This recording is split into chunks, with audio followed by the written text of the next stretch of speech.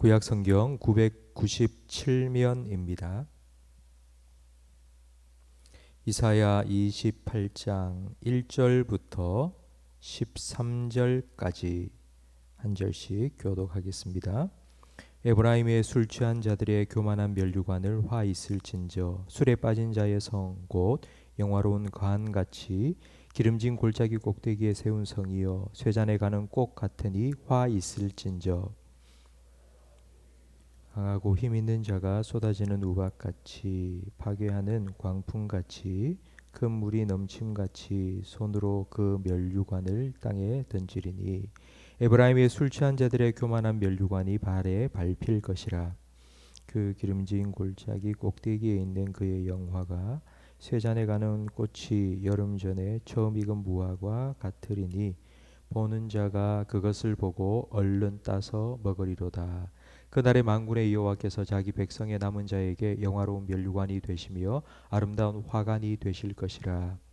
재판석에 앉은 자에게는 판결하는 영이 되시며 성문에서 싸움을 물리치는 자에게는 힘이 되시리로다.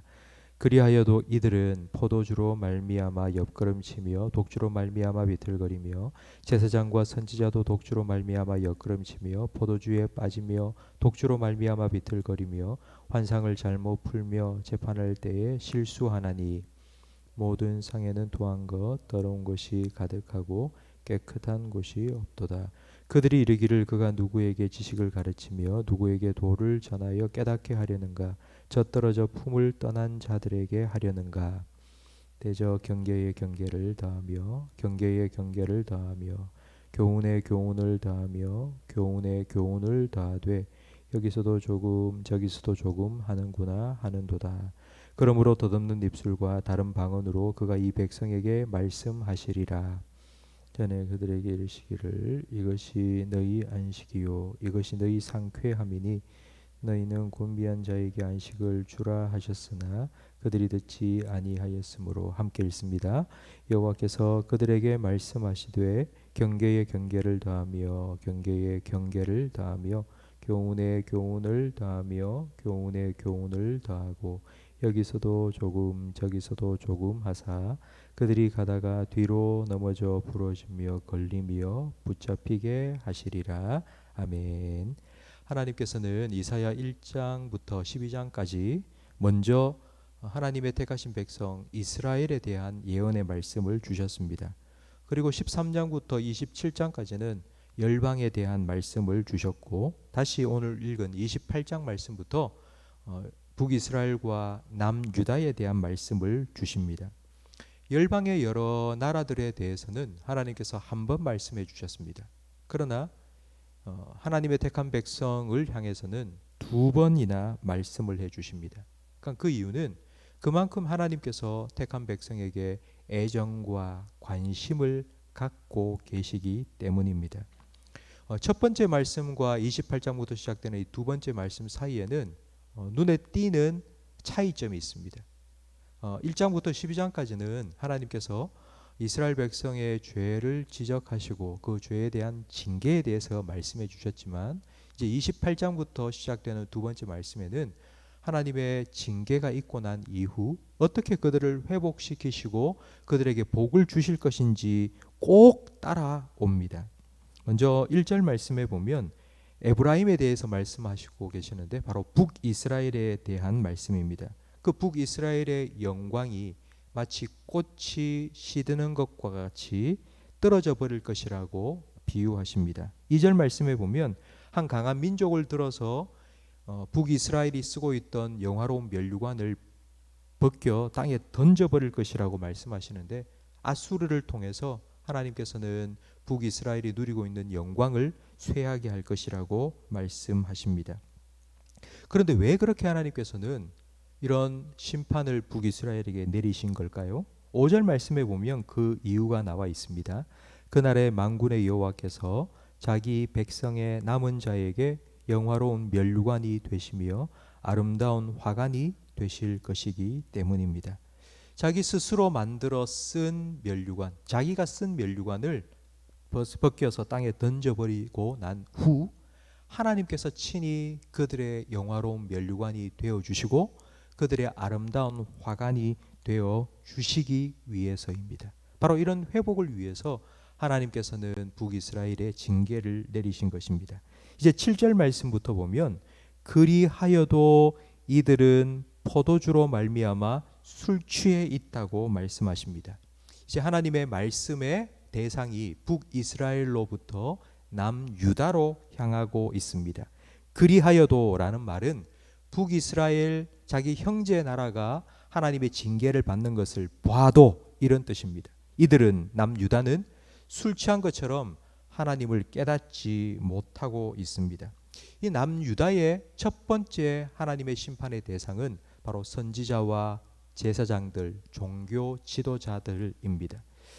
제사장과 선지자들이 술 취한 사람처럼 하나님의 말씀을 제대로 전하지도 못하고 하나님의 말씀대로 백성들을 잘 가르치지 못하니까 예수님께서 말씀하신 것처럼 맹인이 맹인을 인도하는, 그래서 구덩이에 빠지는 그와 같은 일들이 남유다에 일어나게 됩니다.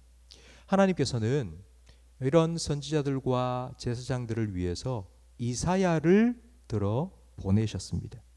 그런데 이사야에게 하나님 주신 말씀을 선지자들과 제사장들이 듣고 뭐라고 했는고 하니 9절 말씀에 보면 이렇게 말합니다. 그들이 이르기를, 유다의 종교 지도자들이 이르기를, 그는 이사야입니다. 누구에게 지식을 가르치며 누구에게 도를 전하여 깨닫게 하려는가? 젖떨어져 품을 떠난 자들에게 하려는가? 대저 경계에 경계를 더하며 경계에 경계를 더하며 교훈에 교훈을 더하며 교훈에 교훈을 더하되 여기서도 조금 저기서도 조금 하는구나 라고 조롱합니다.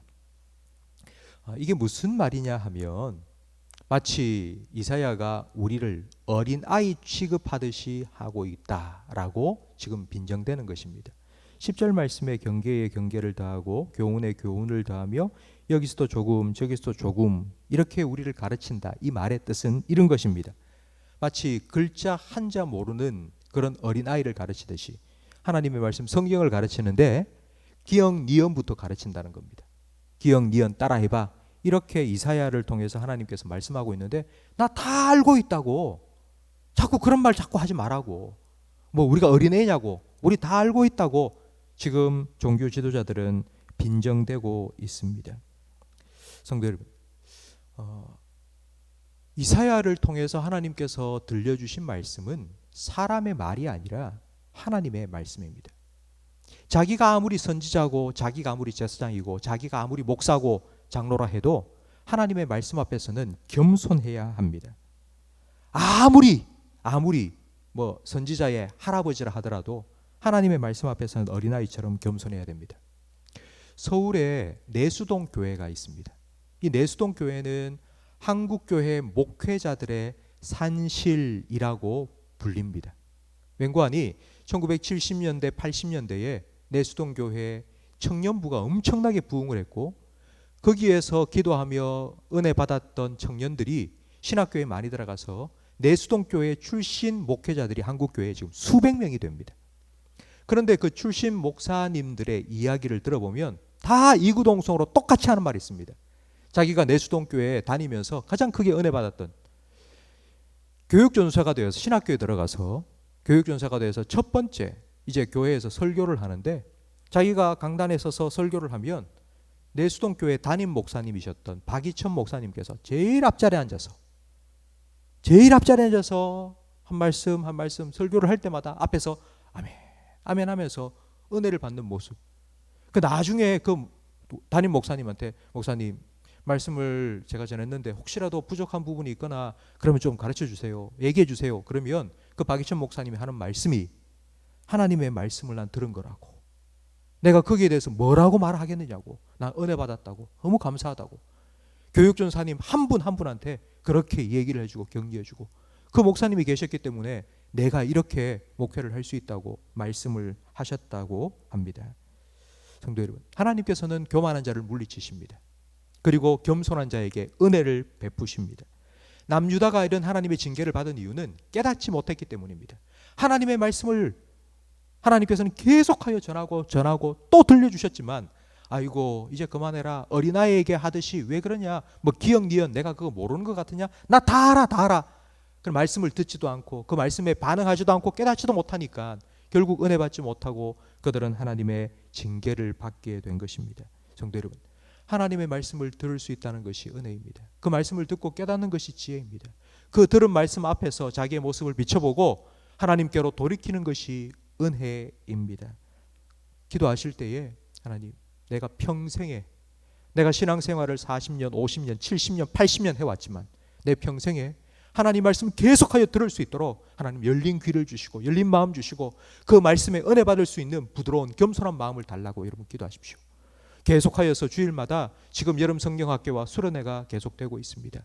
여러분 자녀들을 위해서 기도하실 때 하나님 우리 자녀들 하나님 말씀 앞에 겸손한 자들이 되게 하시고 그 말씀에 은혜 받는 우리 자녀들이 되게 해달라고, 그래야 해서 하나님께서 그들을 통하여 말씀의 성취가 그들의 삶을 통하여 이 땅 가운데 이루어지게 해달라고 여러분 기도해 주시기를 주님 이름으로 부탁드립니다.